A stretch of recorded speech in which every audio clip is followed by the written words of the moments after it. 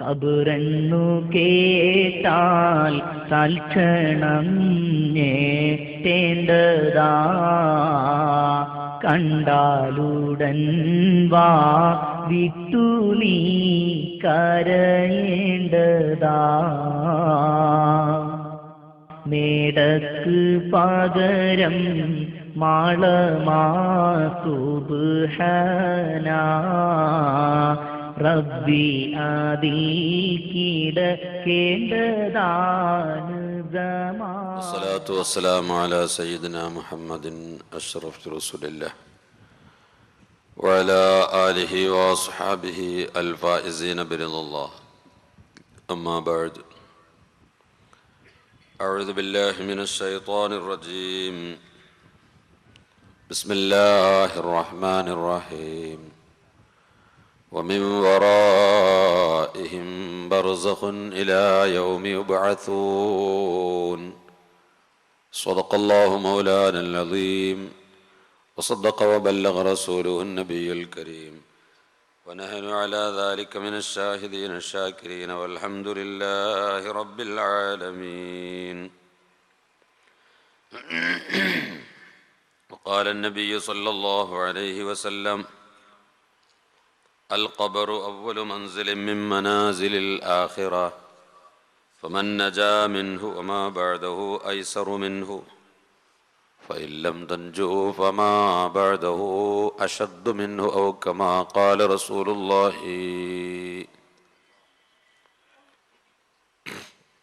أصلي صلاة تملأ الأرض والسماء على من له أعلى العلا متبوأ، أقيم مقاما لم يقم فيه مرسل، وأمست له حجب الجلال تبطأ، إلى العرش والكرسي أحمد قد دنا، ونورهما من نوره يتلألأ. صلاة وتسليم وأزكى تحيتي على المصطفى المختار خير البرية.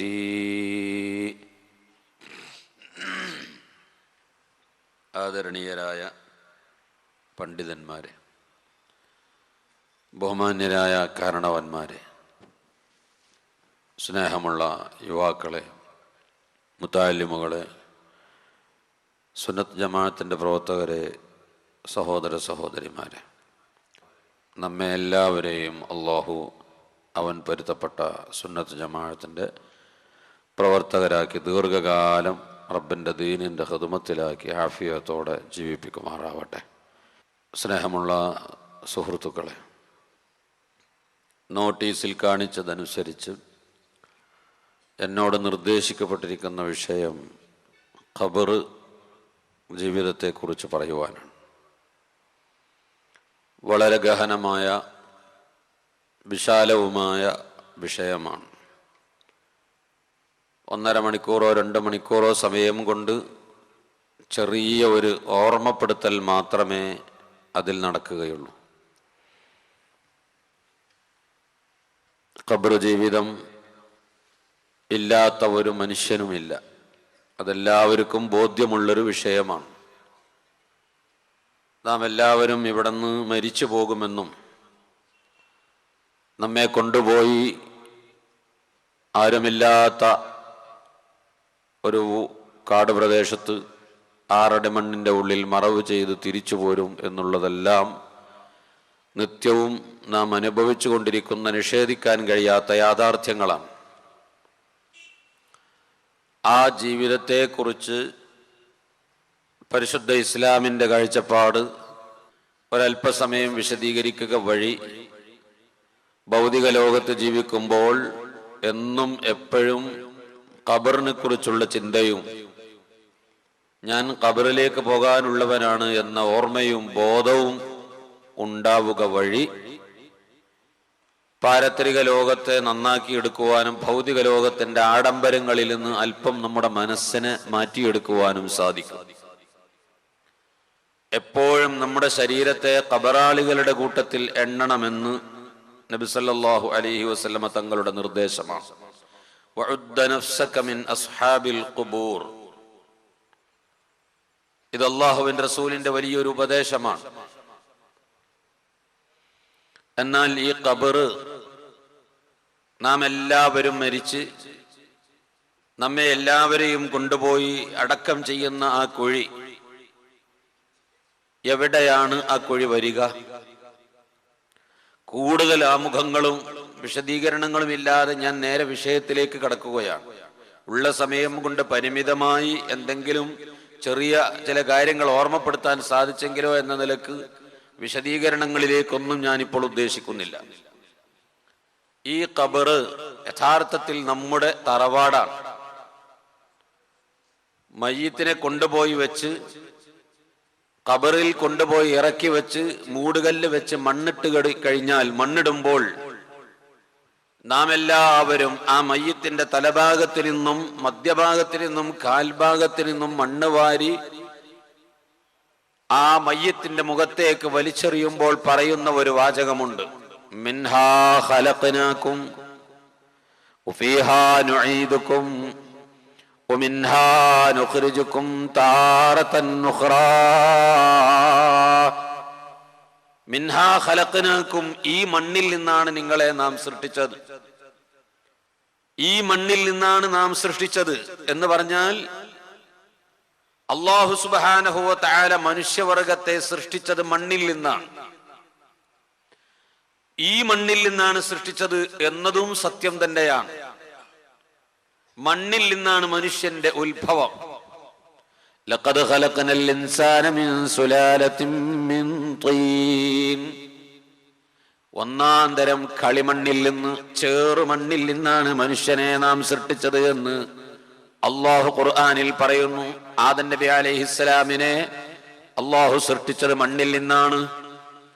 ഭൂമിയുടെ വിവിധ ഭാഗങ്ങളിൽ നിന്ന് എല്ലാ കളറും, എന്തെല്ലാം കളറിലുണ്ടോ ആ കളറുകളെല്ലാം സമാഹരിച്ചുകൊണ്ട് ദുനിയാവിന്റെ വിവിധ ഭാഗങ്ങളിൽ നിന്ന് അല്ലാഹു സുബ്ഹാനഹു വ തആല ഒന്നായിട്ട് മണ്ണ് ശേഖരിച്ച് അത് കുഴച്ച് പരുവത്തിലാക്കി, കുഴമ്പ് രൂപത്തിലാക്കി പരുവപ്പെടുത്തിക്കൊണ്ട് അല്ലാഹു തആല ആദം നബി അലൈഹിസ്സലാമിനെ സൃഷ്ടിക്കുന്നു. ഖിയാമത്ത് നാൾ വരെ വരാനിരിക്കുന്ന സർവ്വജനങ്ങളുടെയും പിതാവാണ് ആദം നബി അലൈഹിസ്സലാം. ആ ആദം നബിയെ അല്ലാഹു തആല മണ്ണിൽ നിന്ന് സൃഷ്ടിച്ചു.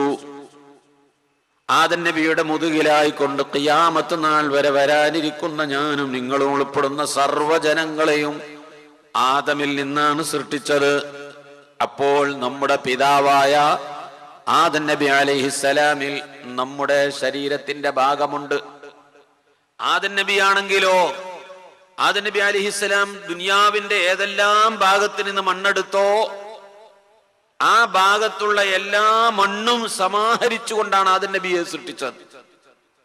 ഇതുകൊണ്ട് തന്നെ നബി സല്ലല്ലാഹു അലൈഹി വസല്ലമ തങ്ങൾ പഠിപ്പിച്ചിട്ടുണ്ട്, ഒരു മനുഷ്യന്റെ ഖബർ എവിടെ വരുമോ അവിടെ നിന്നാണ് അവന്റെ മണ്ണ് സ്വരൂപിച്ചത്. നമ്മെ സൃഷ്ടിക്കാൻ ആവശ്യമായ മണ്ണ് എവിടെ നിന്ന് പിടിച്ചോ, അന്ന് ആദം നബി അലൈഹിസ്സലാമിനെ സൃഷ്ടിക്കുമ്പോൾ എവിടെ നിന്നാണോ നമ്മുടെ മണ്ണ് പിടിച്ചത് ആ പിടിച്ച സ്ഥലത്തേക്ക് തന്നെ ആ മണ്ണ് തിരിച്ചു കൊടുക്കും. അപ്പോൾ മിൻഹാ ഖലഖനാകും, ഈ മണ്ണിൽ നിന്നാണ് നിങ്ങളെ നാം സൃഷ്ടിച്ചത് എന്ന് പറഞ്ഞുകൊണ്ട് ഖബറിൽ വെച്ച് മണ്ണ് വാരി എറിയുമ്പോൾ ആ അർത്ഥത്തിലും അത് ശരിയല്ലേ? ഈ മണ്ണിൽ നിന്നാണല്ലോ സൃഷ്ടിച്ചത്, അവിടത്തേക്ക് തന്നെയല്ലേ തിരിച്ചു കൊടുക്കുന്നത്? നാം കണ്ടിട്ടില്ലേ, ചില മനുഷ്യന്മാർ ഗൾഫിൽ പോകാൻ ഒരുപാട് കാലം ആഗ്രഹിച്ച് പോകാൻ കഴിയാത്ത പലരുമുണ്ട്. ഒരുപാട് കാലമായി മോഹിക്കാൻ തുടങ്ങിയിട്ട് അങ്ങനെ മോഹിച്ച് പലതും പരിശ്രമിച്ചു നോക്കിയിട്ട് പോകാൻ സാധിച്ചില്ല. ഒരു ദിവസം വർഷങ്ങൾക്ക് ശേഷം നിരാശപ്പെട്ടിരിക്കുമ്പോൾ യാദൃച്ഛികമായി അയാൾക്ക് ഗൾഫിൽ പോകാൻ ഒരു ചാൻസ് കിട്ടി. ഗൾഫിൽ ചെന്ന് ഇന്ന് ചെന്നങ്ങ് ഇറങ്ങി നാളെ തന്നെ അയാൾ അങ്ങ് മരിക്കും. അങ്ങനെ ചില മനുഷ്യന്മാരുണ്ട്.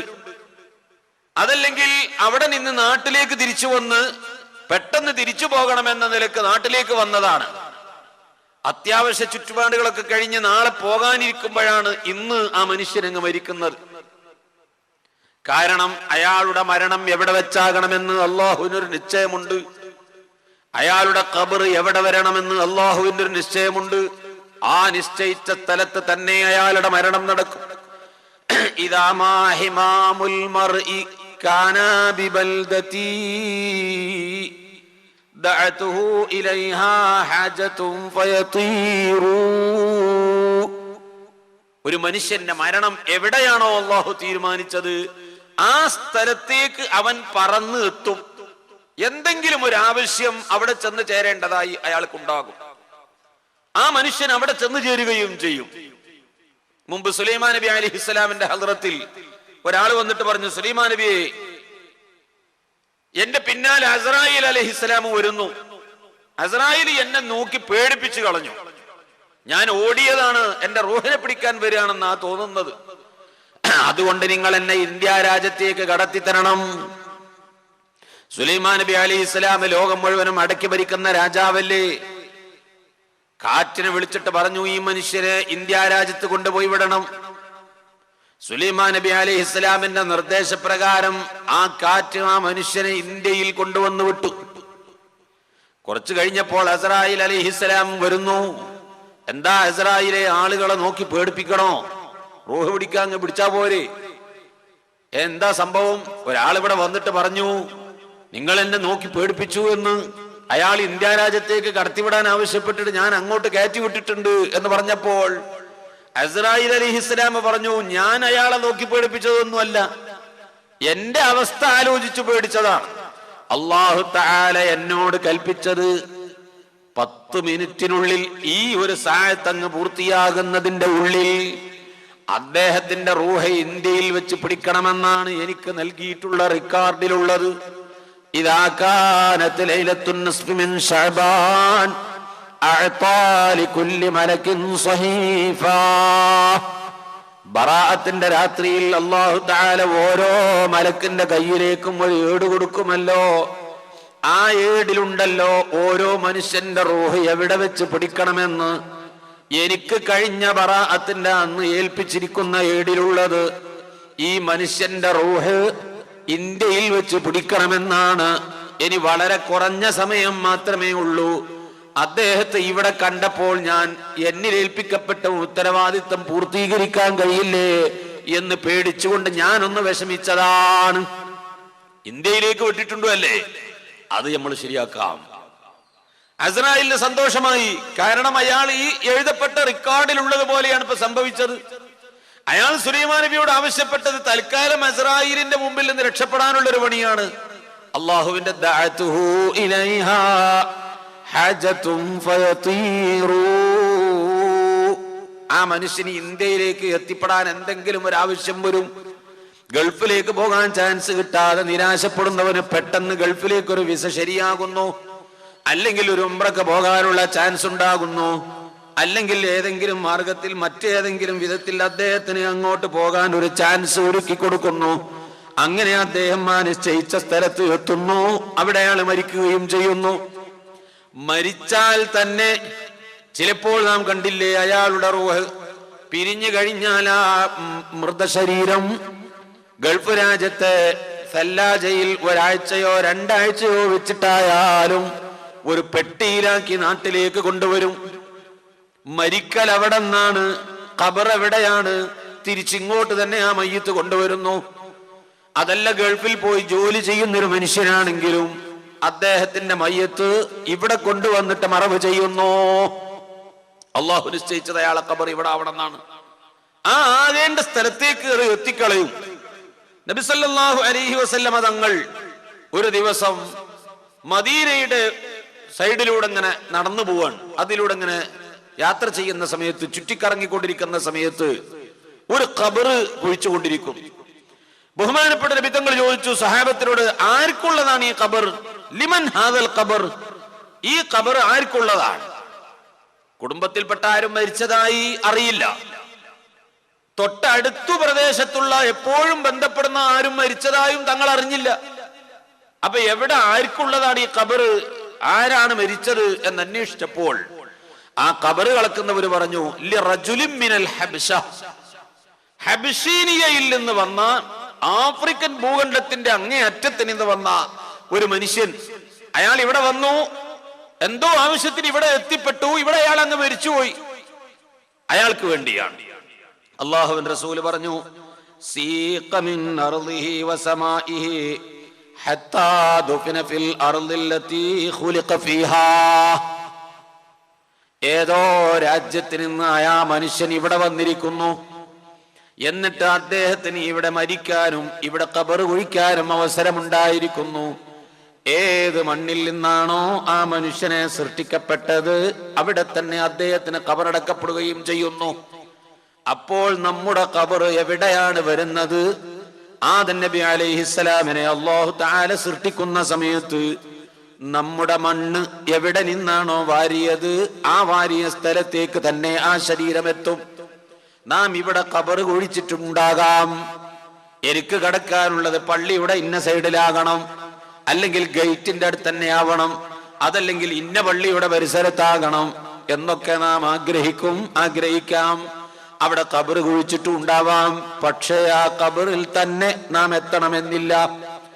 ഈ പ്രദേശത്ത് ജീവിക്കുന്ന ആളുകളെല്ലാവരും ഇവിടെ എത്ര ഖബർ വന്നിട്ടുണ്ടോ അവരൊക്കെയും ഇവിടെ നിന്ന് പിടിക്കപ്പെട്ടവരാണ് എന്ന് നമുക്ക് ഇപ്പോൾ മനസ്സിലാകും. നമ്മുടെ ഖബർ എവിടെ വരും, നമ്മുടെ വീട് എവിടെയാണ്, ഇപ്പോഴും നമുക്ക് നിശ്ചയമില്ല. ഏത് നാട്ടിൽ നിന്നാണോ നമ്മുടെ റൂഹനെ അള്ളാഹു നമ്മുടെ മണ്ണിനെ വാരിയത് അവിടെ നാം തിരിച്ചെത്തുമെന്നത് സത്യമാണ്. പ്രിയപ്പെട്ട മുഅ്മിനീങ്ങളെ, ഈ ഖബർ ബഹുമാനപ്പെട്ട നബി സല്ലല്ലാഹു അലൈഹി വസല്ലമ തങ്ങളും ബഹുമാനപ്പെട്ട ഉമർ ഇബ്നുൽ ഖത്താബ് റളിയല്ലാഹു അൻഹു, സിദ്ദീഖ് റളിയല്ലാഹു അൻഹുവും ഉമർ ഇബ്നുൽ ഖത്താബ് റളിയല്ലാഹു അൻഹുവും മദീനയിലെ ഒരു സ്ഥലത്താണല്ലോ 3 പേരും കിടക്കുന്നത്. ആ 3 പേരുടെയും മണ്ണ് അവിടെ നിന്നാണ് വാരിയത് എന്ന് നമുക്ക് അവരിപ്പോൾ കിടക്കുമ്പോൾ നമുക്ക് തീരുമാനിക്കാം, അത് നമുക്ക് ഉറപ്പിക്കാം. അപ്പൊ നമ്മുടെ ഖബർ എവിടെ വരുമെന്നതും ആ ഖബറിന്റെ മുമ്പിൽ നിന്നിട്ട് മിൻഹാ ഖലഖനാകും എന്ന് പറഞ്ഞ് മണ്ണ് വാരിയിടുന്നതിന്റെയും പിന്നിലുള്ള ചുരുക്കം നമുക്ക് മനസ്സിലാക്കാം. നമ്മുടെ മണ്ണ് വാരിയ സ്ഥലത്താണ് നമ്മെ സൃഷ്ടിക്കാൻ വേണ്ടി ആദം നബിനെ പടച്ചപ്പോൾ ലോകത്ത് എത്ര മനുഷ്യന്മാരെ പടക്കാൻ ഉദ്ദേശിച്ചോ അവരുടെയൊക്കെ മണ്ണ് ആദം നബിയുടെ ശരീരത്തിൽ അന്ന് അള്ളാഹു സമ്മേളിപ്പിച്ചിട്ടുണ്ട്. ആ സ്ഥലങ്ങളിലേക്ക് ഓരോന്നും അള്ളാഹു തിരിച്ചു കൊടുത്തുകൊണ്ടിരിക്കുകയും ചെയ്യും. എന്നാൽ ഖബർ എന്ന് പറഞ്ഞത്, ഖബറിന്റെ സ്ഥിതി എന്താണ്? നമുക്ക് പോയി കിടക്കാനുള്ള ഒരു ഇരുട്ടറയാണല്ലോ ഖബർ. വെളിച്ചമില്ല, ആരും തുണയില്ല. ഇന്ന് നമ്മുടെ കൂടെ നമ്മുടെ സ്വന്തം വീട്ടിൽ കിടന്നുറങ്ങാൻ ആളുണ്ട്. ഞാൻ കിടക്കുന്ന ബെഡ്റൂമിൽ ഒറ്റക്കാണ് ഞാൻ കിടക്കുന്നത്. എല്ലാവരും കിടന്നുറങ്ങി, ലൈറ്റ് അണച്ചു കഴിഞ്ഞു, നല്ല ശക്തമായ ഇടിവെട്ടിക്കൊണ്ടിരിക്കുന്നു, കരണ്ടെല്ലാം പോയി, മഴ പെയ്തുകൊണ്ടിരിക്കുന്നു. എന്റെ റൂമിന്റെ ഉള്ളിലാണ് ഞാൻ കിടക്കുന്നതെങ്കിലും ചെറിയൊരു വിഷമം മാനസികമായി തോന്നിയേക്കാം. വീട്ടിൽ മറ്റാരുമില്ലാതെ ഞാൻ ഒറ്റക്ക് വീട്ടിൽ കിടക്കേണ്ടി വരുമ്പോഴും നല്ല ഇടിയും മഴയുമാണെങ്കിൽ നമുക്ക് ചെറിയൊരു വിഷമം അനുഭവപ്പെട്ടേക്കാം. എന്നാലും അതിനൊരു പരിധിയുണ്ട്. അവിടെയും ധൈര്യത്തോടെ പിടിച്ചു നിൽക്കുന്ന ആളുകളുണ്ട്. അതേസമയം പ്രിയപ്പെട്ട മുഅ്മിനീങ്ങളെ, നിങ്ങളെ ഞാൻ ക്ഷണിക്കുന്നു, നല്ല ശക്തമായ ഇടിവെട്ടിക്കൊണ്ടിരിക്കുമ്പോൾ, ഘോരമായ മഴ പെയ്തുകൊണ്ടിരിക്കുമ്പോൾ എല്ലാ ജനങ്ങളും കിടന്നുറങ്ങുകയാണ്. പാതിരാ സമയത്ത് കൂരിരുട്ടാണ്, ഒരൊറ്റ മനുഷ്യനും പുറത്തില്ല. ഇങ്ങനത്തെ ഒരു പാതിരാവിൽ ഞാൻ നിങ്ങളെ വിളിച്ചു കൊണ്ടുപോകുന്നു.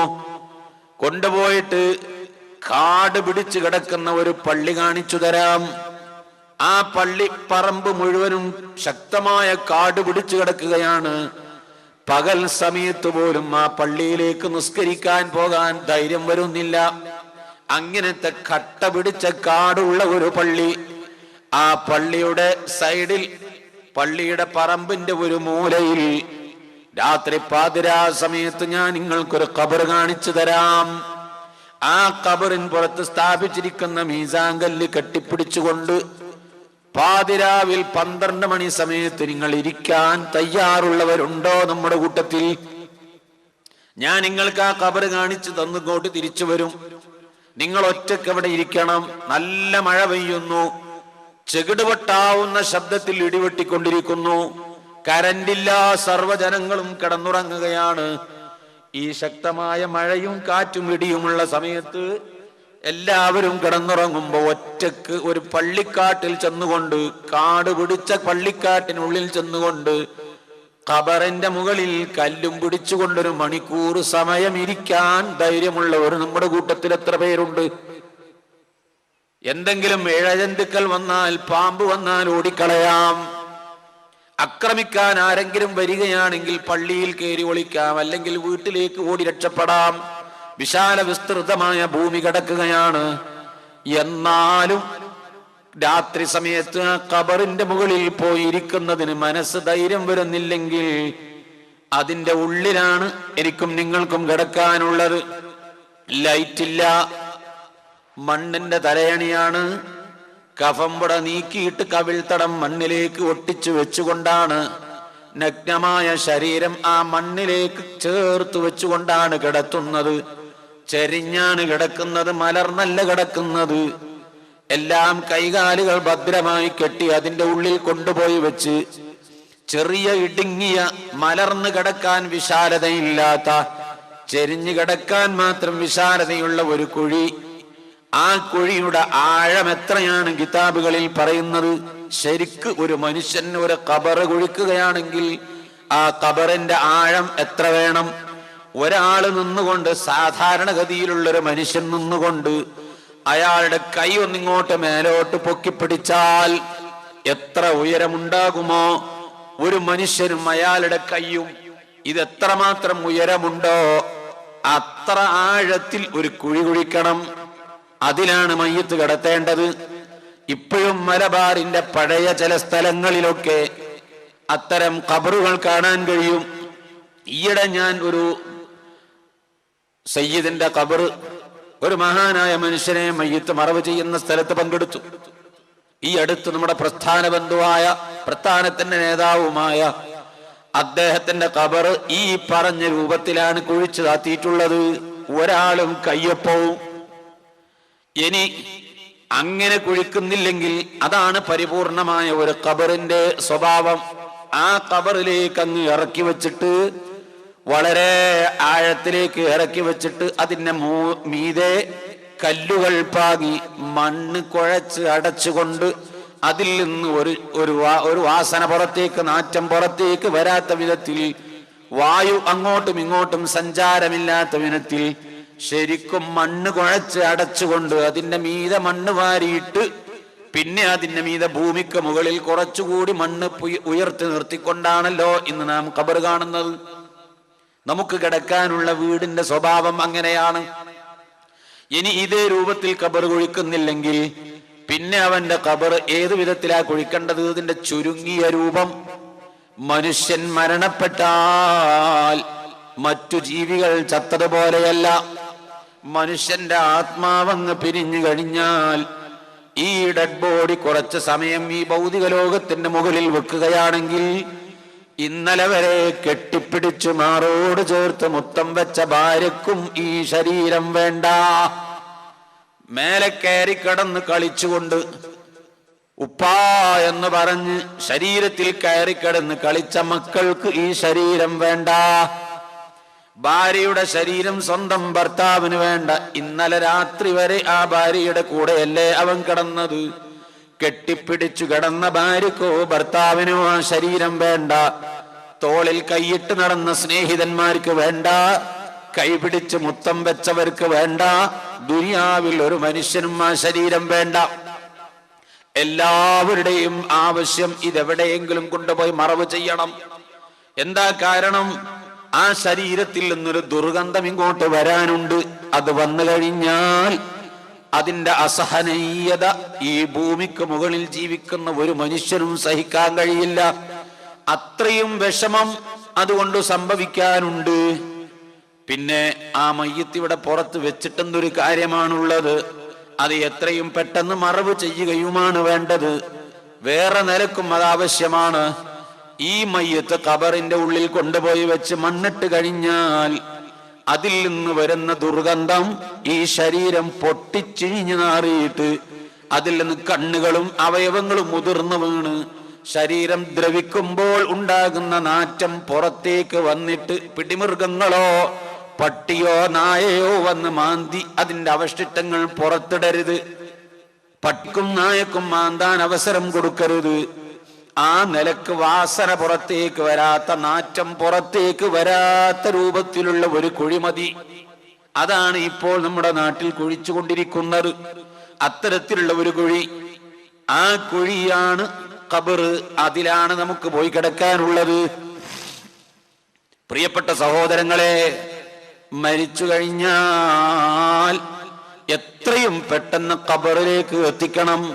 പിന്നെ ഇവിടെ ദുനിയാവിൽ താമസിപ്പിക്കാൻ പാടില്ല. ഏറ്റവും എളുപ്പത്തിൽ, മരണമുറപ്പായോ ഏറ്റവും എളുപ്പത്തിൽ കൊണ്ടുപോയി മറവ് ചെയ്യണം. മയ്യത്ത് താമസിപ്പിക്കുന്നത് നല്ല പണിയല്ല. ശറഅ് പറയുന്നത്, ഇസ്ലാം ശരീഅത്ത് പഠിപ്പിക്കുന്നത് ഏറ്റവും എളുപ്പത്തിൽ കൊണ്ടുപോയി മറവ് ചെയ്യണമെന്നാണ്. ബോംബെയിൽ നിന്നൊരാൾ വരാനുണ്ട്, അയാൾക്ക് വേണ്ടി എന്ന് പറഞ്ഞ് കാത്തുവെക്കുന്നത് നല്ല പണിയല്ല. മയ്യത്ത് പൊതുദർശനത്തിന് വെക്കുന്നതും നല്ല പണിയല്ല. മുസ്ലിമായൊരു മനുഷ്യന്റെ മയ്യത്ത് ഫീസറിൽ വെക്കുന്നതും തെറ്റാണ്, കടുത്ത തെറ്റാണ്. ഈ ശബ്ദം കേൾക്കുന്ന ഒരൊറ്റ മുസ്ലിമും മേലില്ല പണി ചെയ്തു പോകരുത്. കേടുവരാതിരിക്കാനല്ലേ ഉസ്താദെ? ഗൾഫിൽ നിന്ന് മക്കൾ വരാനുണ്ട്, കേടുവരാ ചീത്തയാകാതിരിക്കാനാണ്. അങ്ങനെ സൂക്ഷിച്ചു വെക്കാൻ നിർദ്ദേശിക്കപ്പെട്ടിട്ടില്ലല്ലോ. അങ്ങനെ നിർദ്ദേശിക്കപ്പെട്ടിരുന്നുവെങ്കിൽ അത് കേടുവരാതിരിക്കാനുള്ള സംവിധാനത്തെ കുറിച്ചും പറയുമായിരുന്നു. മയ്യത്ത് കാണൽ അത്ര പുണ്യമുള്ള കാര്യമല്ല. മയ്യത്ത് കാണാതിരിക്കലാണ് സുന്നത്ത്. എന്തിനാണ് ഇത് ഈ പൊതുദർശനത്തിന് വെക്കേണ്ട ആവശ്യം? അത് നമ്മുടെ സ്വഭാവവുമല്ല, നമ്മുടെ ചിട്ടയുമല്ല, നമ്മുടെ ശരീഅത്ത് പഠിപ്പിച്ചൊരു കാര്യവുമല്ല. മരിച്ചു എന്നുറപ്പായാൽ വേഗം അദ്ദേഹത്തെ കൊണ്ടുപോയി മറവ് ചെയ്യുക. ഇന്നിപ്പോൾ നടന്നുകൊണ്ടിരിക്കുന്ന ഒരുപാട് വിഷയങ്ങൾ അവിടെ ഉണ്ട്. അത് ഞാൻ പറയുമ്പോൾ വിഷയം മറ്റൊരു വഴിക്ക് നീങ്ങിപ്പോവും. അതുകൊണ്ട് ഞാൻ അതിലേക്ക് കടക്കുന്നില്ല. എത്രയോ ഉണ്ട് മയ്യിത്തുകൾ. മക്കൾ അവിടുന്ന് വരാനുണ്ട്, അല്ലെങ്കിൽ കുടുംബങ്ങൾ വരാനുണ്ട്, അല്ലെങ്കിൽ ആളുകൾ കുറെ വരാനുണ്ട് എന്ന് വിചാരിച്ച് മയ്യത്ത് കുറേ സമയം ദീർഘിപ്പിച്ച് വെക്കുക. അത് ചീത്തയാകുമെന്ന് കാണുമ്പോൾ ഫീസറിലേക്ക് എടുത്ത് വെക്കുക. മയ്യത്ത് ഫീസറിലൊന്നും വെക്കാൻ പാടില്ല. അത് തെറ്റായ കാര്യമാണ്. നമ്മുടെ ഒരൊറ്റ മുസ്ലിമായ മനുഷ്യന്റെ മയ്യത്തും ഫീസറിൽ വെക്കരുത്. അതിനായിട്ട് പ്രത്യേക ഫീസറുകളൊക്കെ ഹോസ്പിറ്റലിൽ നിന്ന് വാടകയ്ക്കൊക്കെ വാങ്ങി കൊണ്ടുവന്നിട്ട് അതിൽ സൂക്ഷിച്ചു വെക്കുകയാണ്. എന്നിട്ട് വരുന്നവർക്കൊക്കെ കാണാൻ. പ്രത്യേകിച്ച് അന്യപുരുഷന്മാര് അന്യ സ്ത്രീകളെ കാണുന്നു, അന്യ സ്ത്രീകൾ അന്യപുരുഷന്മാരെ കാണുന്നു. അത് അതിനേക്കാളും കടുത്ത തെറ്റ്. ഒരു മരിച്ച വീട്ടിൽ ചെന്നാൽ മയ്യത്ത് കണ്ടില്ലേ? കണ്ടില്ല. നീ എന്താ കാണാത്തത്? ഒന്നുമല്ല, ഞാൻ കണ്ടില്ല. എന്തോ നിങ്ങൾ തമ്മിൽ പിണക്കമുണ്ട്. മരിച്ചു പോയില്ലടാ, അതങ്ങ് പൊരുത്തപ്പെട്ടു കൊടുത്തൂടെ? കണ്ടില്ല എന്ന് പറഞ്ഞാൽ എന്തോ കാര്യമായ പിണക്കമുണ്ടെന്നാണ് ധാരണ. മയ്യത്ത് കണ്ടില്ല എന്ന് പറഞ്ഞാൽ ഏറ്റവും നല്ലത്. കാണാനല്ല പോകുന്നത്, അവിടെ ചെന്നിട്ട് ചില കാര്യങ്ങൾ വേറെ ചെയ്യാനുണ്ട്, അതിനാ പോകുന്നത്. അപ്പോൾ പരമാവധി ആ കാണുക എന്ന സ്വഭാവത്തിൽ നിന്നും മാറി നിൽക്കലാ നല്ലത്. കണ്ടു എന്നത് ഹറാമൊന്നുമല്ലെങ്കിലും നല്ല പണിയല്ല. കണ്ണിന്റെ കാഴ്ചക്ക് കേടുപറ്റുമെന്നും പരിശുദ്ധ ഇസ്ലാം പഠിപ്പിക്കുന്നു. ഇതിനൊക്കെ ഏറ്റവും അദബും മര്യാദയും നല്ല സ്വഭാവങ്ങളും മയ്യത്ത് ദർശനത്തിന് വെക്കാതിരിക്കുക, അത് കാണാതിരിക്കുക. പ്രത്യേകിച്ച് ഹറാമായ പുരുഷന്മാരെ, സ്ത്രീകളും അന്യപുരുഷന്മാരും സ്ത്രീകളും തൊട്ടാൽ ഒലമുറിയുന്ന ഒരു പുരുഷനെയും സ്ത്രീയും പുരുഷനും കാണുകയും ചെയ്യരുത്. അങ്ങനെ പൊതുദർശനത്തിന് വെക്കാൻ താമസിപ്പിക്കാതെ എത്രയും പെട്ടെന്ന് ഖബറിലേക്ക് അങ്ങ് എത്തിച്ചു കൊടുക്കണം. എന്താ കാരണം?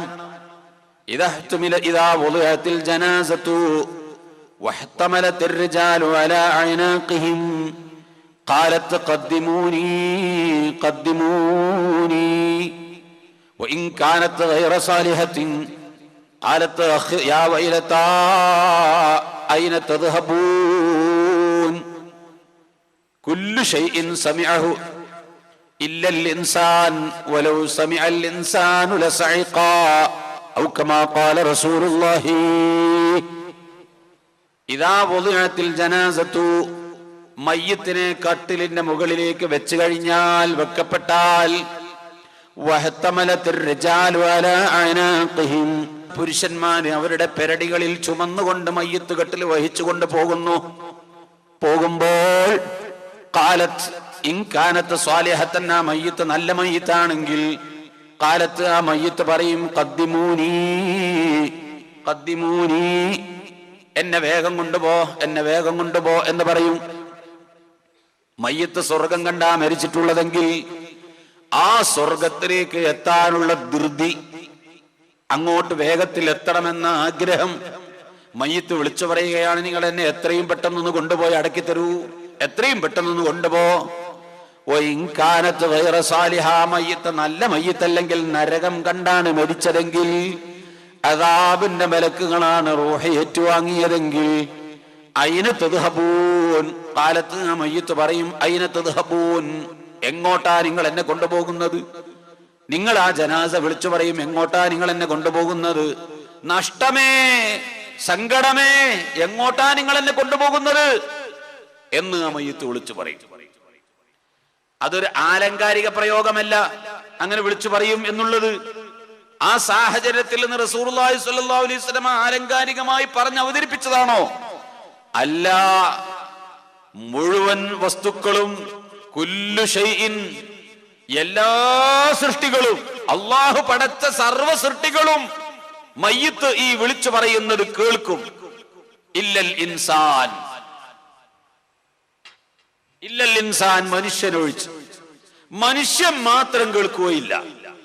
വലൗ സമിഅൽ ഇൻസാനു ലസഇഖാ മനുഷ്യനെങ്ങാനും ആ ശബ്ദം കേട്ടിരുന്നുവെങ്കിൽ ആ സമയത്ത് തന്നെ അവൻ ഹാർട്ട് പൊട്ടി മരിച്ചേനെ. മനുഷ്യന്മാരത് കേട്ടാൽ പിന്നെ അവിടെ ജീവിക്കാൻ കഴിയോ? നമ്മൾ ചുമന്നു കൊണ്ടുപോകുന്ന ഒരു മയ്യിത്ത് മുമ്പിൽ പോകുമ്പോ ആ മയ്യിത്തതാ വിളിച്ചു പറയുന്നു, എങ്ങോട്ടാ നിങ്ങൾ എന്നെ കൊണ്ടുപോകുന്നത്? കൊണ്ടുപോകല്ലേ എന്ന്. അത് കേട്ടാ പിന്നെ ആ മയ്യിത്ത് കൊണ്ടുപോകാൻ കഴിയുമോ? ജീവിക്കാൻ കഴിയുമോ പിന്നെ ഇവിടെ?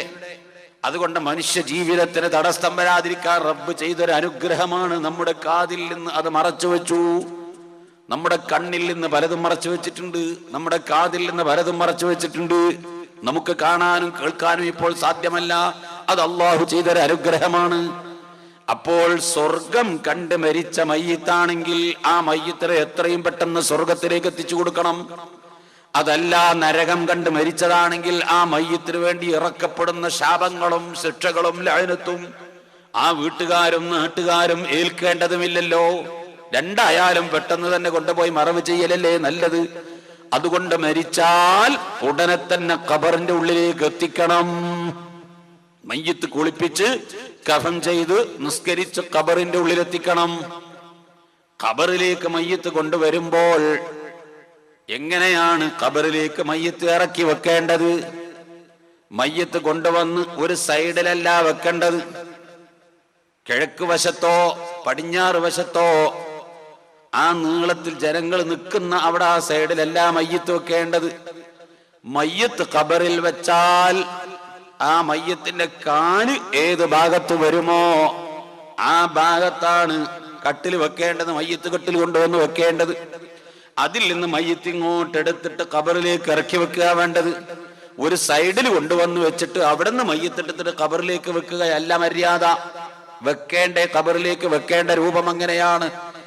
ഖബറിന്റെ ഉള്ളിലേക്ക് വെച്ചാൽ തന്നെ ഖബർ കുഴിച്ച് അതിന്റെ താഴ്ഭാഗത്ത് അതിന്റെ ഉള്ളിലേക്ക് ഒരു കുഴി ഉണ്ടാക്കി മയ്യിത്ത് അതിന്റെ ഉള്ളിലേക്ക് കയറ്റി വെക്കണം. ശരിയായ രൂപം അങ്ങനെയാണ്. നബി സല്ലല്ലാഹു അലൈഹി വസല്ലമ തങ്ങളുടെ ശരീരം അങ്ങനെയാണ് വെച്ചിട്ടുള്ളത്. ഖബറിന്റെ ഉള്ളിലേക്ക് താഴ്ഭാഗത്ത് ഒരു കുഴി ഉണ്ടാക്കി അതിന്റെ ഉള്ളിലേക്ക് അങ്ങോട്ട് കയറ്റി വെക്കണമെന്നാണ്. ഈ ഖബർ എപ്പോഴും നമ്മുടെ ചിന്തയിൽ വേണം. എപ്പോഴും നിന്റെ ശരീരത്തെ ഖബറാളികളുടെ കൂട്ടത്തിൽ എണ്ണണം. എന്തിനാണത്? ഖബറിനെ കുറിച്ച് ചിന്ത വന്നാൽ അതിന്റെ ഉപകാരം ദുനിയാവിന്റെ ആഡംബരങ്ങളോട് വിട പറയാൻ കഴിയും. മരിച്ചു പോവുകയില്ലെന്ന് ധരിച്ച പോലെ, ദുനിയാവ് ശാശ്വതമാണെന്ന് ധരിച്ചതുപോലെ ആഡംബരമേറിയ ജീവിതങ്ങളും നിസ്കാരം ഉപേക്ഷിക്കലും മദ്യപാനങ്ങളും ഹറാമായ രൂപത്തിലുള്ള പ്രവർത്തനങ്ങൾ, സംസാരങ്ങൾ, ഗീബത്തുകൾ, കടബാധ്യത വെച്ചുകൊണ്ടുള്ള ജീവിതം, ഇതൊന്നും ഉണ്ടാകില്ല. കടം വീട്ടിക്കളയും. എന്തെങ്കിലും തെറ്റ് വന്നാൽ ഉടനെ തന്നെ തൗബ ചെയ്ത് കളയും. ഞാൻ ഖബറിലേക്ക് പോകാൻ ഏത് സമയത്തും എൻ്റെ വാഹനം സജ്ജമാണ്. നമുക്ക് വേണ്ടിയുള്ള വാഹനത്തിന് പെട്രോൾ ലഭിക്കാത്തത് കൊണ്ട്, ഡീസൽ കിട്ടാത്തത് കൊണ്ട് വാഹനം വരാതിരിക്കില്ല.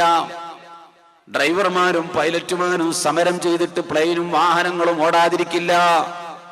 അതിന്റെ ഡ്രൈവറോ എഞ്ചിനോ ഒരു പ്രശ്നങ്ങളും വർക്ക്ഷോപ്പിൽ കയറ്റുകയോ അങ്ങനത്തെ ഒരു പ്രശ്നവുമില്ല. എപ്പോഴും നമ്മുടെ വാഹനം റെഡിയാണ്. എനിക്ക് പോകാനുള്ള വാഹനം റെഡിയാണ്. എനിക്ക് കിടക്കാനുള്ള ഭവനത്തിന് സ്ഥലം തയ്യാർ ചെയ്യപ്പെട്ടിരിക്കുകയാണ്. ഞാൻ എപ്പോഴാണ് പോകേണ്ടി വരിക എന്ന് ചിന്തിക്കുമ്പോൾ ആ മനുഷ്യൻ ഒരു വഖത്ത് നിസ്കാരം ഖളാക്കുമ്പോ പേടിയാണ്. ഈ ഖളാ ആയ അവസരത്തിലാണ് ഞാൻ മരിക്കുന്നതെങ്കിൽ എന്റെ ശിഷ്ട ജീവിതം നാശമല്ലേ? ഞാൻ മദ്യപിച്ചുകൊണ്ട് നിൽക്കുന്ന സമയത്താണ് എന്റെ മരണം സംഭവിക്കുന്നതെങ്കിൽ, ഖബറിലേക്ക് പോകേണ്ടി വരുന്നതെങ്കിൽ എന്റെ ശിഷ്ട ജീവിതം നാശമല്ലേ എന്ന് ചിന്തിച്ചുകൊണ്ട് കടം വീട്ടാനും ആഡംബരങ്ങളോട് വിട പറയാനും ഇബാദത്തുകൾ കൂടുതൽ വർദ്ധിപ്പിക്കാനും കാരണമാകും. നിന്റെ ശരീരത്തെ എപ്പോഴും ഖബറാളികളുടെ കൂട്ടത്തിൽ എണ്ണിയാൽ, ഖബറിലേക്ക് പോകുന്നതിനെ കുറിച്ചുള്ള ചിന്ത ഹൃദയത്തിൽ വന്നാൽ, ഇത്തരം വേണ്ടാത്തരങ്ങളിൽ നിന്നൊക്കെ മാറി നിന്ന് ഇബാദത്തുകൾ വർദ്ധിപ്പിച്ച ഒരു പരിശുദ്ധ ജീവിതം നിനക്ക് ലഭിക്കും എന്നതാണ് ഏറ്റവും പ്രധാനമായ ഗുണമെന്ന് ബഹുമാനപ്പെട്ട ശരീഅത്തുൽ ഇസ്ലാം നമ്മെ പഠിപ്പിക്കുകയാണ്. പ്രിയപ്പെട്ട സഹോദരങ്ങളെ, ഖബറിനെ കുറിച്ച് ചിന്തിക്കുമ്പോൾ, ഖബറിനെ കുറിച്ച് പറയുമ്പോൾ, ഖബർ കാണുമ്പോൾ, നമുക്ക് കിടക്കാനുള്ള ഭവനമാണല്ലോ ഇത് എന്ന് നാം ആലോചിക്കുമ്പോൾ, ജീവിതത്തിൽ ഒരിക്കലും കരയാത്ത, ആരെങ്കിലും മരിച്ചു എന്ന് പറഞ്ഞത് കേട്ടാൽ കരയാത്ത, ആരെങ്കിലും മരിച്ചു എന്ന് പറഞ്ഞാൽ പോലും കരയാത്ത, ഒരു അപകടം സംഭവിച്ചു എന്ന് പറഞ്ഞാൽ കരയാത്ത, ഒരു പ്രയാസങ്ങളും ബുദ്ധിമുട്ടുകളും ഇല്ലാതെ തരണം ചെയ്യാൻ കഴിവുള്ള ഉസ്മാൻ ഇബ്നു അഫ്ഫാൻ റളിയല്ലാഹു അൻഹു ഖബർ കാണുമ്പോഴേക്ക് പൊട്ടി കരയും. കരഞ്ഞിട്ട് തന്റെ താടിയിൽ കൂടി, നീണ്ടുകിടക്കുന്ന താടിരോമങ്ങളിൽ കൂടി കണ്ണുനീരൊലിപ്പിച്ചുകൊണ്ട് വുളു ഉണ്ടാക്കി വരുമ്പോൾ, വുളുവിന്റെ വെള്ളം തുടച്ചു കളയരുത്. സുന്നത്ത് അങ്ങനെയാണ്. വുളു ഉണ്ടാക്കി വരുമ്പോ മുഖം തുടക്കരുത്, കയ്യും കാലും കയ്യിലുള്ള വെള്ളം തുടക്കരുത്, തോർത്തരുത്.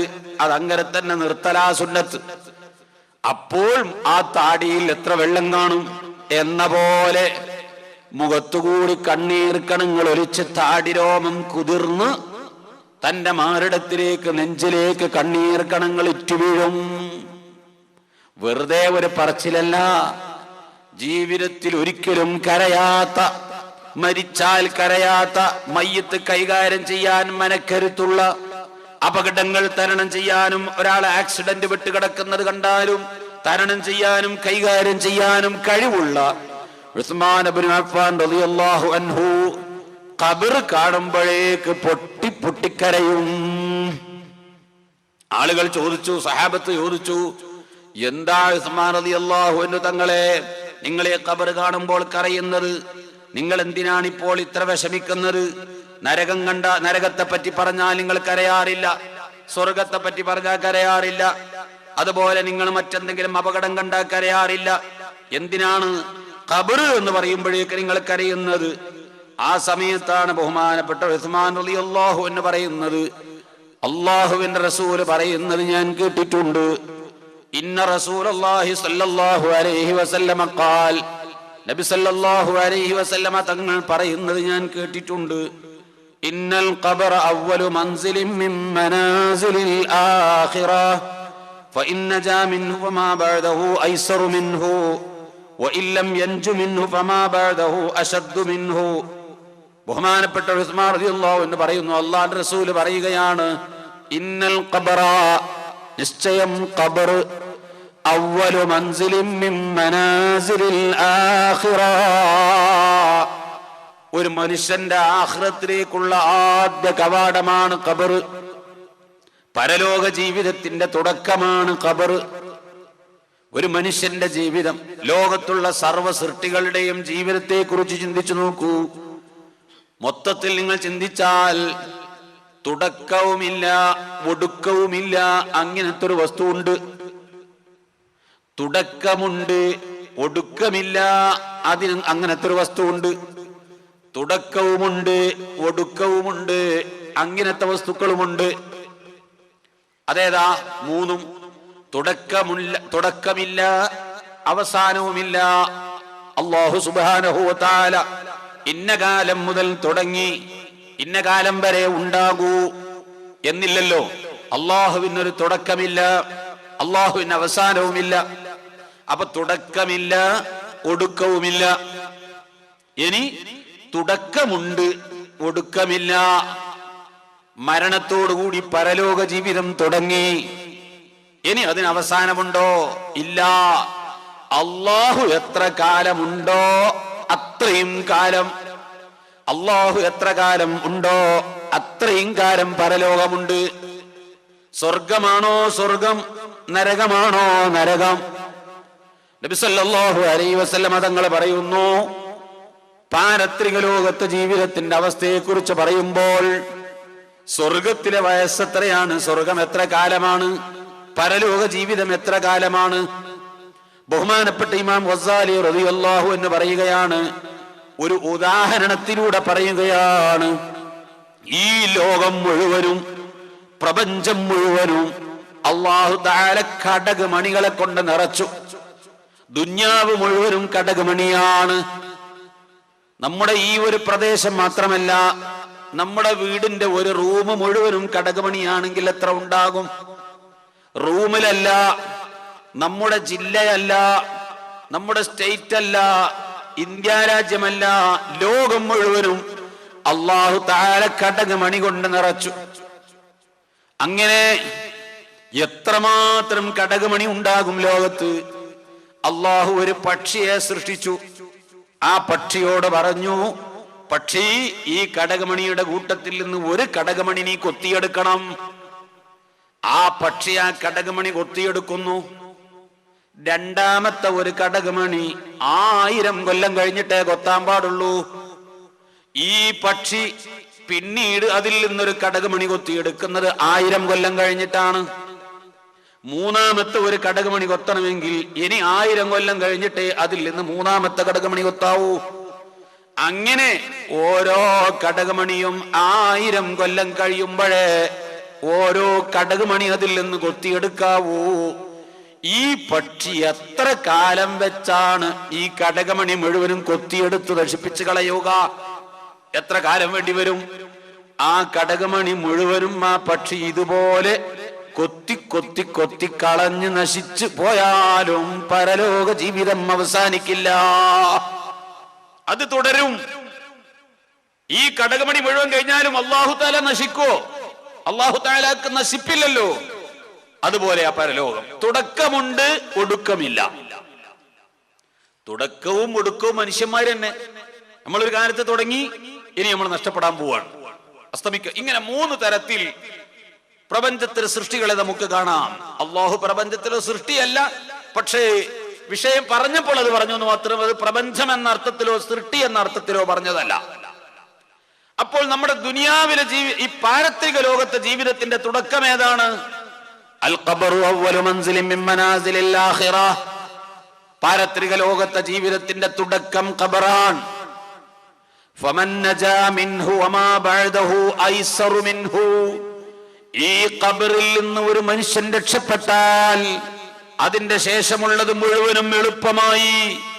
ഫഇല്ലം തൻജു, ആ ഖബറിൽ നിന്ന് രക്ഷപ്പെട്ടില്ലെങ്കിൽ ഫമാ ബഅദഹു അശദ്ദു മിൻഹു.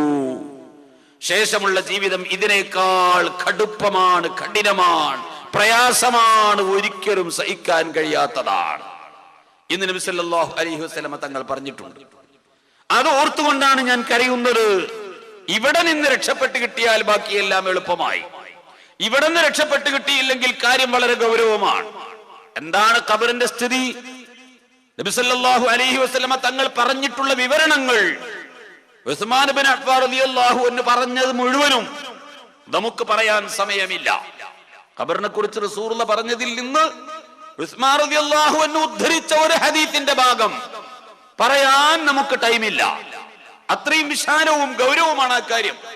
ഒരു മനുഷ്യനെ ഖബറിലേക്ക് വെച്ച് അയാളെ മണ്ണിട്ട് മൂടി ആളുകൾ തിരിഞ്ഞു പോരട്ടെ പോരാതിരിക്കട്ടെ, ആ ഖബറിൽ സംഭവിക്കുന്ന ഒരുപാട് വിഷയങ്ങളുണ്ട്.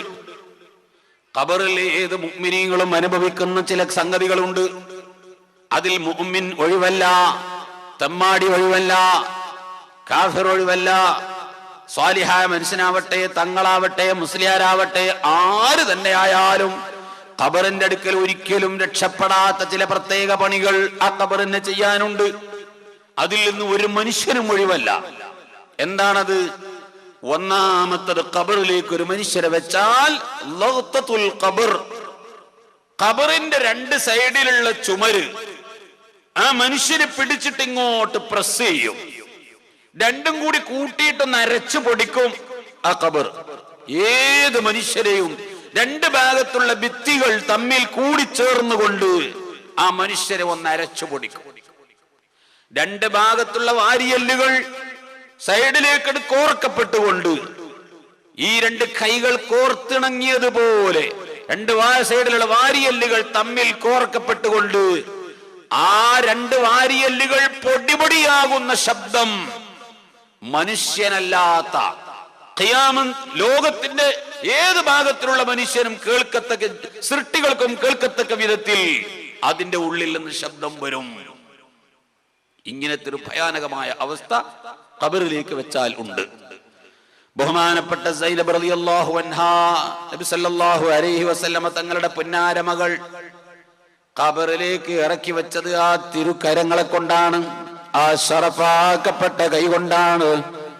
പുന്നാര മകളെ മുത്തുനബി തങ്ങളുടെ സ്വന്തം നുതുഫത്തിൽ നിന്ന്, ബീജത്തിൽ നിന്ന് ജനിച്ച പുന്നാര മകളെ അല്ലാഹുവിന്റെ റസൂല് ഖബറിലേക്ക് ഇറക്കി വെച്ചപ്പോൾ മണ്ണിട്ട് കഴിയുന്നതോടുകൂടി നബി സല്ലല്ലാഹു അലൈഹി വസല്ലമ തങ്ങളുടെ കൺതടങ്ങളിൽ കൂടി കണ്ണീരങ്ങ് ഒലിക്കാൻ തുടങ്ങി. തങ്ങളുടെ മുഖം ഭാവപകർച്ച വന്നു. വിഷമിച്ചപ്പോൾ ബഹുമാനപ്പെട്ട സ്വഹാബത്ത്, അള്ളാഹുവിന്റെ റസൂല് കരഞ്ഞപ്പോൾ സ്വഹാബത്ത് ചോദിക്കുന്നു, എന്തിനാണ് നബിയെ തങ്ങൾ കരയുന്നത്?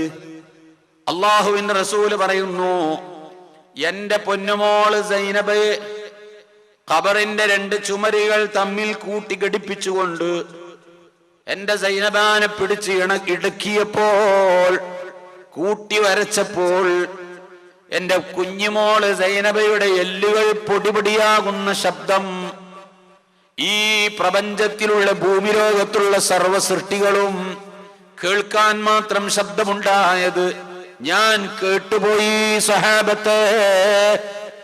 അതിന്റെ പേരിൽ സഹിക്കാനാകാതെ കരഞ്ഞുപോയതാണ്. എന്നിട്ട് റസൂലുള്ളാഹിനോട് സ്വഹാബത്ത് ചോദിച്ചു, ആ കൊച്ചു കുഞ്ഞിനെ ഖബറിടുക്കിയോ? ബഹുമാനപ്പെട്ട നബി തങ്ങൾ പറയുന്നു, ലൗ നജാ അഹദും മിൻ ലഗ്തത്തിൽ ഖബരി ലനജാ സഅദ് ഇബ്നു മുആദ്. ഖബറിന്റെ ഇടുക്കലിൽ നിന്ന് ഒരു മനുഷ്യൻ രക്ഷപ്പെടുമായിരുന്നെങ്കിൽ സഅദ് ഇബ്നു മുആദ് രക്ഷപ്പെടേണ്ടിയിരുന്നു.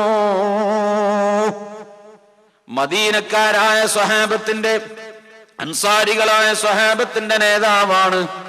മുഹാജിറുകളായ സ്വഹാബത്തിന്റെ കൂട്ടത്തിൽ സിദ്ദീഖ് റളിയല്ലാഹു അൻഹുവിന് എന്തുമാത്രം സ്ഥാനമുണ്ടോ അതുപോലെ അൻസാരികളായ സ്വഹാബത്തിന്റെ കൂട്ടത്തിൽ എത്രയോ സ്ഥാനമുള്ള സിദ്ദീഖിനെ പോലെ സ്ഥാനമുള്ള ഒരു സഹാബിയാണ് സഅദ് ഇബ്നു മുആദ് റളിയല്ലാഹു അൻഹു. അല്ലാഹുവിന്റെ അർശ് എന്ന മഹാഗോളം, അതിന്റെ വലുപ്പവും വ്യാസവും എത്രയാണെന്ന് ഒരു മനുഷ്യനും നിജപ്പെടുത്താൻ സാധ്യമല്ല. അത്രമാത്രം ഭാരമുള്ള ഈ ആകാശഭൂമി ഒന്നായിട്ട് പിടിച്ചിടാൻ പറ്റിയ അതിഗംഭീരമായ അർശ് എന്ന മഹാഗോളം, ഹമലത്തുൽ അർശ് എന്ന മലക്കുകൾ ചുമന്നുകൊണ്ടിരിക്കുന്നു എന്ന് നാം പഠിച്ചതല്ലേ. ഈ അർശ് ഇളകാൻ പാടില്ല, ചലിക്കാൻ പാടില്ല, ഒന്നും സംഭവിക്കാതെ അള്ളാഹുവിന്റെ മലക്കുകൾ അത് പിടിച്ചു വെച്ചുകൊണ്ടിരിക്കുകയാണ്, അതിനെ ചുമന്നുകൊണ്ടിരിക്കുകയാണ്. ഈ അർശ് ജീവിതത്തിൽ ഒരിക്കൽ ഇളകിയിട്ടുണ്ടെങ്കിൽ, ഒന്ന് വിറച്ചിട്ടുണ്ടെങ്കിൽ,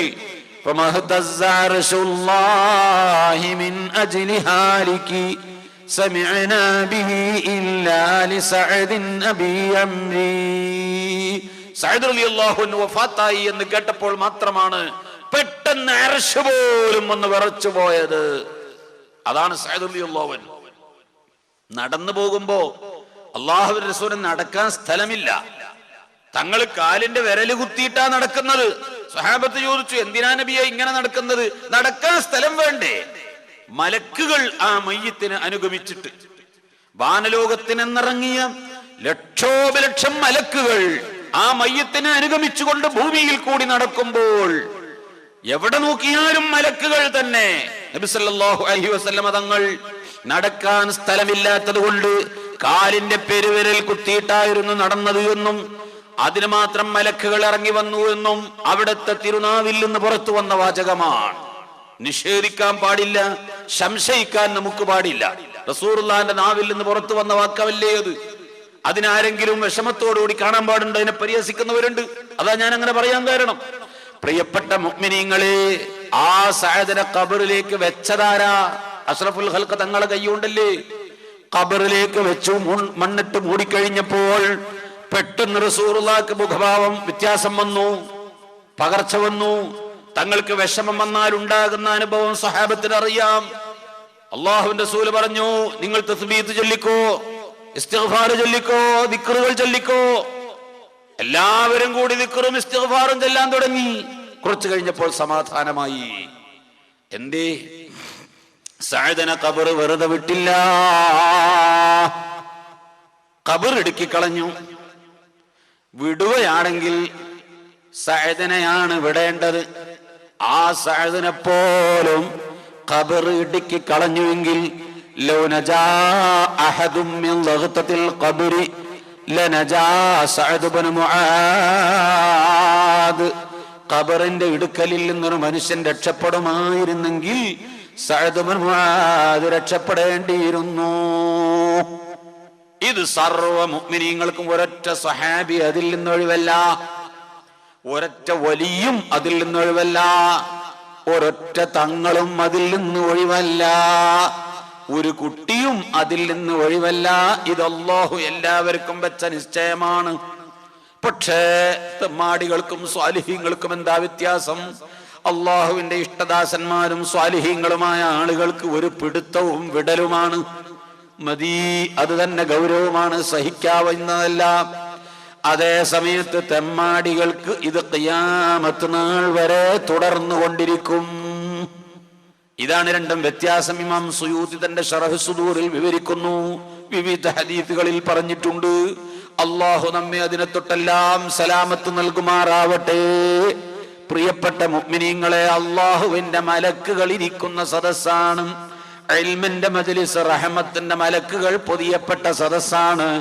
മനസ്സറിഞ്ഞുകൊണ്ട് ആത്മാർത്ഥമായി ഒരു ആമീൻ പറയുമ്പോ ഈ മഹത്തായ സദസ്സിന്റെ ബറക്കത്ത് കൊണ്ട് നമ്മുടെ ദുആ റബ്ബ് ഖബൂൽ ചെയ്തുകൊണ്ട് ആ പ്രയാസങ്ങളിൽ നിന്ന് ഒരു സലാമത്ത് കിട്ടിയെങ്കിൽ എന്ന പ്രതീക്ഷയോടുകൂടി റഹ്മാനായ റബ്ബേ, ആ ഖബറിന്റെ ദുരിതത്തിൽ നിന്ന് ഞങ്ങളെ നീ സലാമത്താക്കി തരണമേ എന്ന് ആത്മാർത്ഥമായി ആമീൻ പറയണം.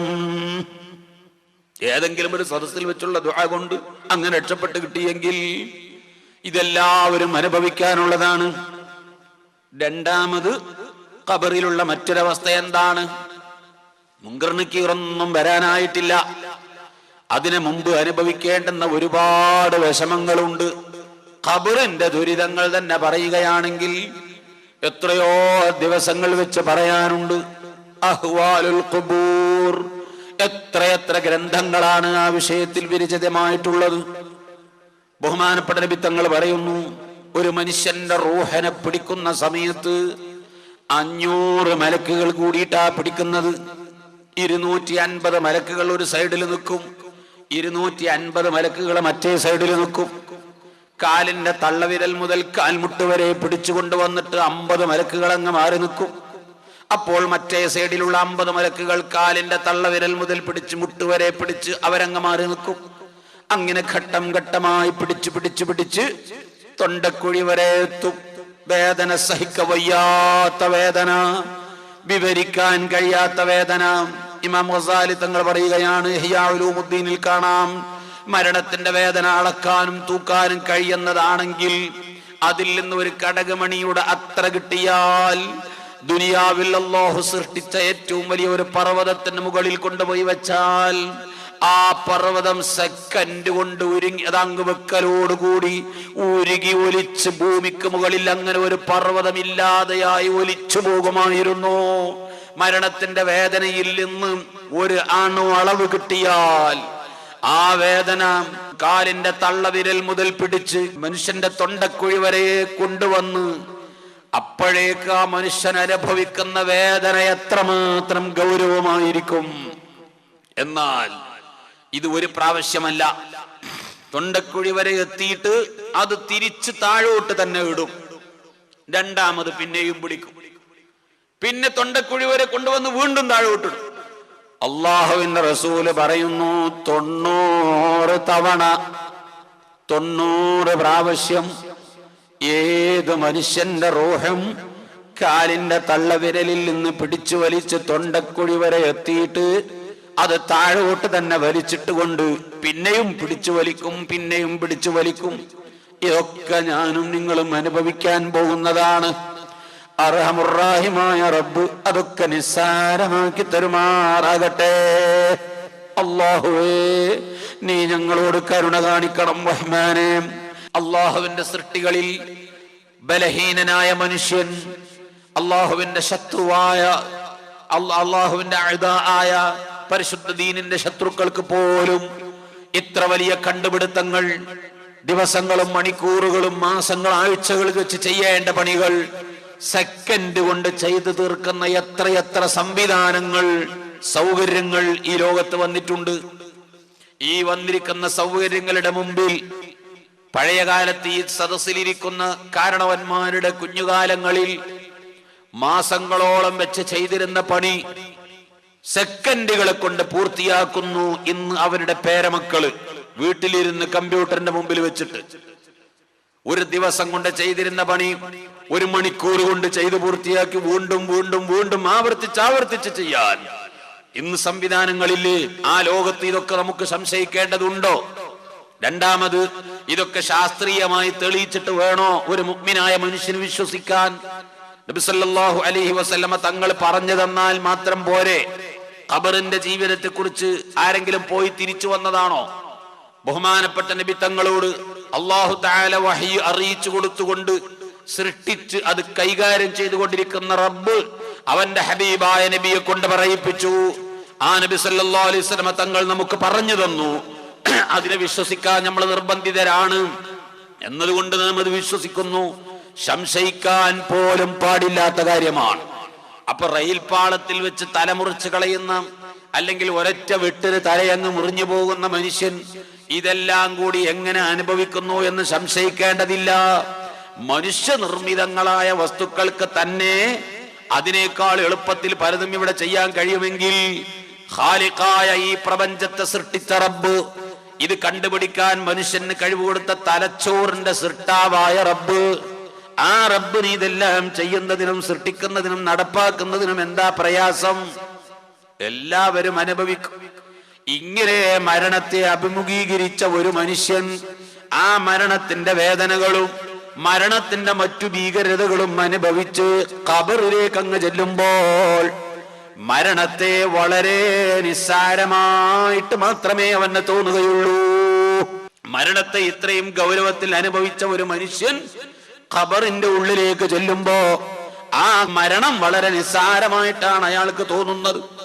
അഥവാ ഈ പറഞ്ഞതിനേക്കാളും എത്രയോ ഗൗരവമാണ് അപ്പുറത്ത് ഖബറിന്റെ ഉള്ളിലുള്ളത്.